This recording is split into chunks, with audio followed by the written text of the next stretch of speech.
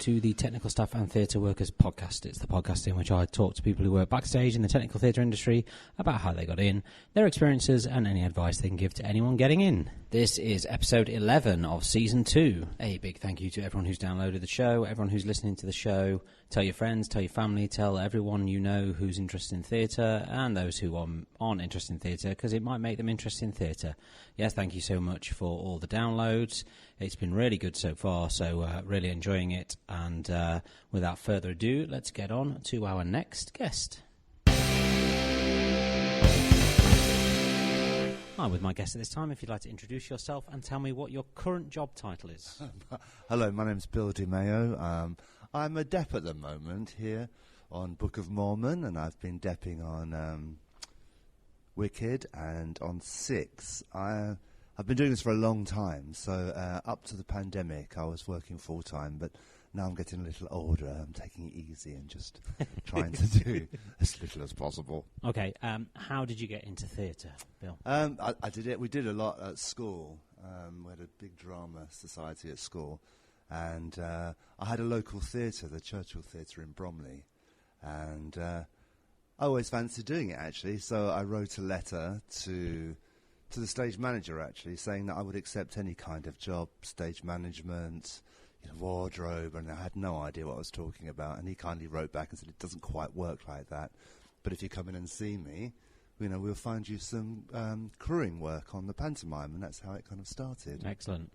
I like people who start working on pantomime, because they're the best things to start And I just with. did lots of shows through the years of just, I wasn't full-time, so mainly crewing, but I learned the sort of basics and the fundamentals of theatre by doing that.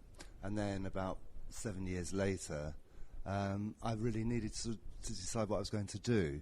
So I spoke to Chris, who was the technical manager at the theatre, saying, it's such a shame you don't have a job as an assistant sound engineer, because I'd like to be able to do that. I'd done some studio stuff and I'd been in a band.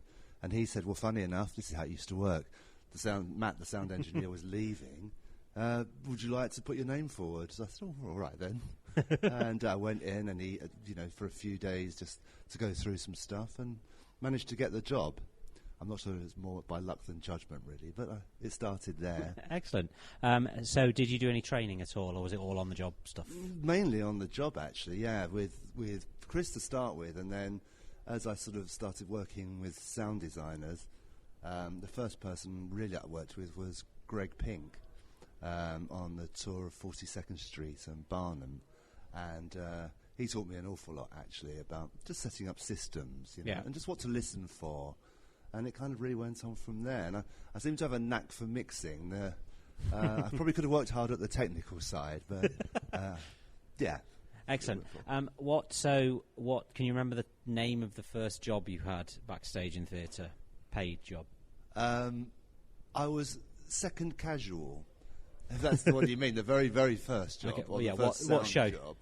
Oh, God, Cinderella. Cinderella with at the Churchill Theatre. Eunice Stubbs, Dickie Henderson, and I can't remember anything else. And then sort of went on, I worked with all the stars, Danny LaRue, Roland Rat. I've worked with Danny Roland Rat.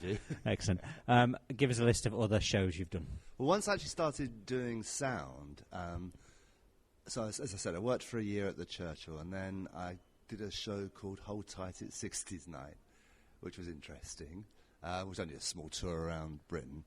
And then I actually knew a guy called Amos who said to me, why don't you try and, do something a bit bigger? So I put my name up. 42nd Street was at Drury Lane, and I went in to see Andrew, who was the sound number one on it.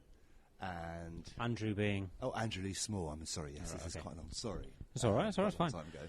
And ended up going on tour with him, actually, as his number two, and then took over from there.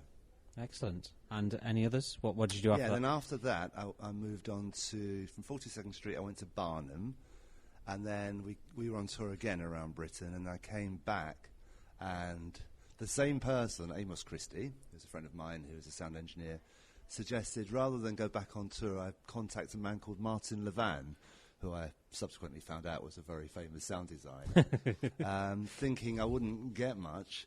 And after a couple of days, he phoned me back and said, well, I'd like to do Starlight Express. Wow. And I was thinking, well, a number 2 job on that would be great if I could manage that. And he said, no, number 1.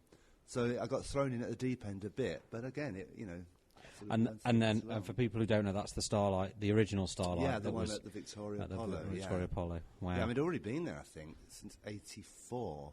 And they revamped it in '93. It's the new Starlight Express. The new Starlight Express, yeah. Just sped it up a bit, didn't they? Really, yeah. And then, yes, from there I went to Whistle Down the Wind, and then on to subsequent shows. Lovely. What would you say was your favourite job that you did, that you've had? Well, I mean, of all the things you can do in sound, it is mixing, which I'm sure lots of people say. And my favourite one, I think, was probably 42nd Street, actually, because we had a 28-piece orchestra that's always nice. Toured with us. So it was actually, there was no click or anything like that. Really full and live and lush, yeah. So that, to mix, probably that one. And then Starlight Express, probably just because it was... Because it's Starlight Express, Starlight Express, yeah. Of course. Have you ever come across any issues in the industry of people holding you back, naming no names, or do you think you've ever not got jobs because of other people or anything like that? I don't think so. Good. No. Good answer. What would you say? Remember. What would you say are the pros and cons of working in the industry? The pros, I think, it's just a whole different world to work in. I have lots of friends that are brokers or bankers and stuff, and it's obviously clearly very different. And things change a lot as well. So, when you're moving from show to show, and especially if you're touring as well, and you're finding out about the country as you're touring around. I think also, I've said it before in previous episodes, but I think if you get the opportunity to tour, you should definitely tour. Oh, absolutely. You learn so much when you're touring. You certainly do, yes. Yeah, there's no autograph to phone up and they'll just pop round the corner and sort you out, yeah. Yeah, excellent. Any cons at all, other than hours? Hours? I mean, wages used to be quite poor, but I think they're beginning to catch up. Yeah, they're slightly getting there. Do you think? I think slightly. I mean, I don't think any of us can particularly complain about what we get paid. Not really, and it's just not comparable to sort of like, I have a friend who's a broker in a shipping firm, and I think his Christmas bonus was probably what I earned in a year. Yeah. But it's just a whole different thing. But also, he's been sitting behind the same desk. Yeah. For 40-odd years, Well, I mean, whereas you've just been sitting behind different desks for the 40-odd years. What would you say is a common misconception of anybody who's trying to get in the industry? So if somebody's trying to get in the industry, what they think it is that it's actually not? Yeah, I'm a little concerned, as I know some of my friends are, about, my work colleagues are, about coming straight out of drama school. Yeah. Being trained as a designer and then coming into the theatre and assuming that's what you're going to do immediately. Yeah. And I don't think it's the individual's fault, and I'm not sure how much it is the college's fault, but really it's not a good thing to come in and speak, especially if you speak to people that have been doing it a long time, and start saying, well, I won't be doing that. No, I'm a designer. Yeah, hanging four speakers in a college show or fixing up 3 moving lights in a college show does not make you a designer. And also, Bram, the actual coming straight in and thinking you can fit in when it's a whole life to learn as you're going along. Yes. There's so, as you know, there's so many different aspects to it, and away from sound, just the whole running of a show and how it goes and who's who and who does what. And there's also a lot of different characters and different mentalities that you have to kind of assimilate with. I mean, I don't know if it's harder now. It used to be a bit more word of mouth, but I think these days it's a bit trickier to get in. I'm not entirely sure, but I think it is. Yeah. I think, I suppose in a way it can be tricky to get in. The thing is that there's only so many jobs, isn't there, as well? Of course. And there's a lot of people wanting to be in. So. And also, once you get in, keep your head down and stay quiet for a while. It's always quite a good idea. Listen. Because, just listen to people. And learn. Because you don't know who you're surrounded by, and you'll learn a lot more that way. Yeah. And get asked back as well. Yeah. Even if you're just coming in depping or something, if you keep your head down and do it. And that's not saying don't be a character. It's not saying don't No, be not yourself. at all. I think what you're trying to get at though is you go in, you be yourself, but don't. There's a thing we have at the moment. I feel a lot with over familiarity in the fact that somebody will come into a room, come into a show that's been established for quite a long time, and just try and almost force their personality onto those people. Absolutely. And that's how you'll struggle. And you've just got to.